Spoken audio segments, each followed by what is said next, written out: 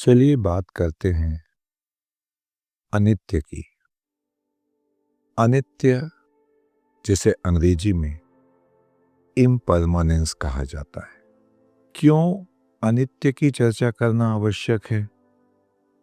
सबसे पहले ये समझ लेना होगा, अध्यात्म के मार्ग पर यदि सबसे पहले किसी सीख को दृढ़तापूर्वक धारण करना है तो वह है अनित्य का। नित्य मन से अनित्य की चर्चा करना, केवल वाणी से अनित्य की चर्चा या अनुभव नहीं किया जा सकता।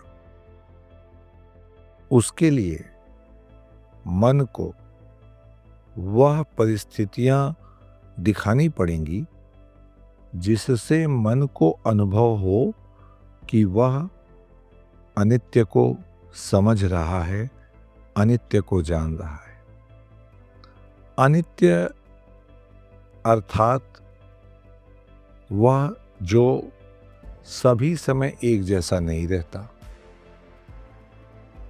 तुम अपना शरीर ही देख लो, समय के अनुसार इस शरीर में विभिन्न प्रकार के बदलाव आए। सबसे सहज वस्तु यह शरीर है। इसे अगर सहजता के साथ देखोगे और भूतकाल में जाकर के इसे समझने की चेष्टा करोगे तो पाओगे कि ये शरीर पहले छोटा था।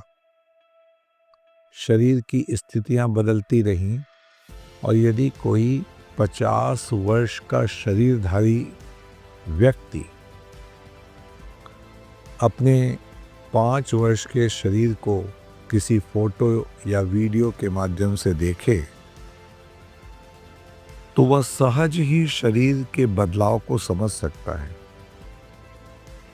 यही बदलाव अनित्यता है, यही इम्प्रेजेंस है। संसार में कुछ भी नष्ट नहीं होता, केवल उसका स्वरूप बदल जाता है। यदि कोई कहे कि संसार मिथ्या, ऐसा नहीं है। मिथ्या अर्थात जो है ही नहीं। इस दृष्टि से समझो कि यदि परमात्मा संसार के कण कण में व्याप्त है और परमात्मा नित्य है तो यह संसार भी नित्य है, क्योंकि यह संसार उसी परमात्मा की शक्ति से प्रकाशित है। तो जगत मिथ्या हो ही नहीं सकता। जगत परिवर्तनशील है, उसी परिवर्तनशीलता को मैं अनित्य कह रहा हूं। सब कुछ बदल रहा है, समय के अनुसार हर चीज में परिवर्तन हो रहा है। किसी ने क्या खूब कहा, सदा न संग सहेलियां, सदा न राजा देश, सदा न फूले केत की, सदा न काला केश। हमारे शरीर के अंग प्रत्यंग हमें बताते हैं कि हर क्षण परिवर्तन हो रहा है।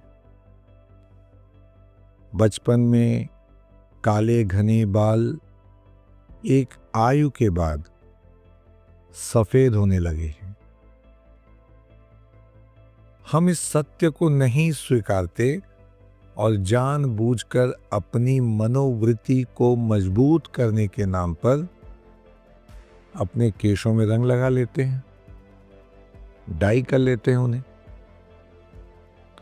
यह सब करके हम मन को एक सांत्वना प्रदान करते हैं कि देखो कुछ भी नहीं बदल रहा।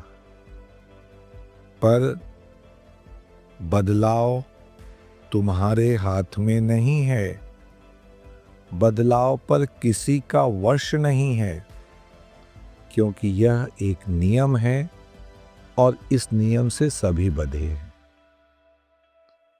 आध्यात्मिक व्यक्ति जितनी जल्दी इस बदलाव को, इस अनित्यता को स्वीकार कर ले, वह अध्यात्म के मार्ग पर उतनी ही तेजी से अग्रसित होगा।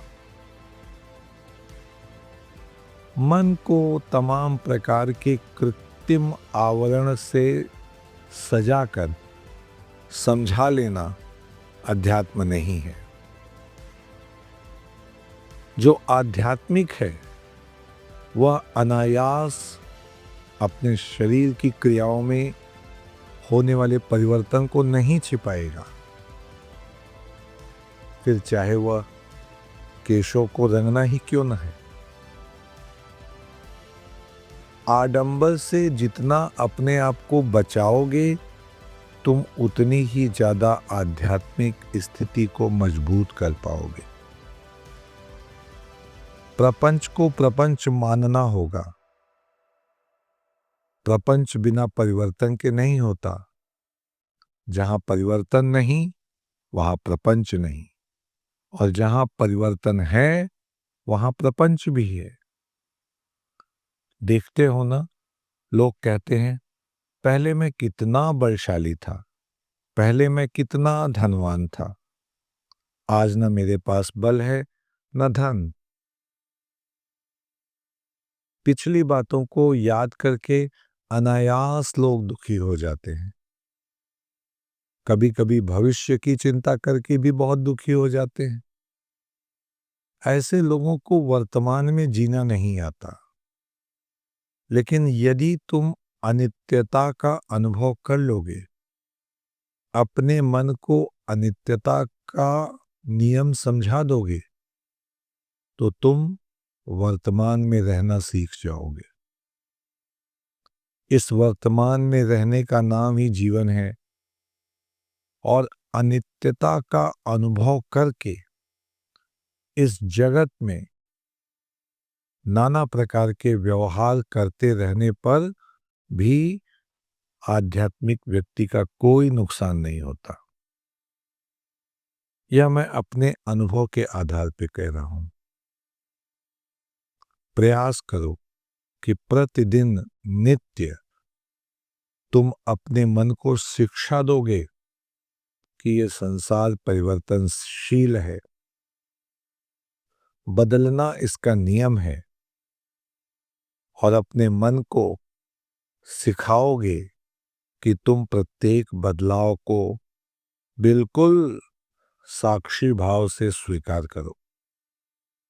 अत्यंत हर्ष या दुखी होने की आवश्यकता नहीं, क्योंकि ये दोनों ही तुम्हें मन के बंधन में डालेंगे, जो आध्यात्मिक मार्ग पर बाधक होगा। संसार में रहना कोई गलत कार्य नहीं। संसार को अपने मन में बनाए रखना गलत कार्य है। प्रपंच में रहना कोई गलत कार्य नहीं, किंतु अपने अंदर प्रपंच रखना गलत कार्य है। बात सीधी है, पर बिना अभ्यास के संभव नहीं होगी।